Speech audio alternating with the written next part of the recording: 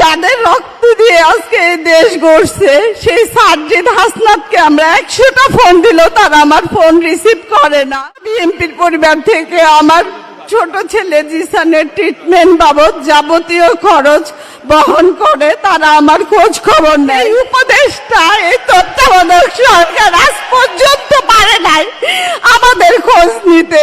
এপ্রিলের 26 তারিখে একটা অপারেশন হয়, সেটাও আমরা বিএনপির পরিবার থেকে করে দিছে। তারা যদি আমার পাশে না থাকতো হয়তো আমি আমার এই শেষ অবলম্বনটুকু বাঁচাইতে পারতাম না। সার্জিসকে নেতা মেনে নিয়েছেন, এ তো মানে কিয়ামত হয়ে যাওয়ার মতো অবস্থা, কিন্তু সেই সুযোগটা তারা রাখতে পারেনি।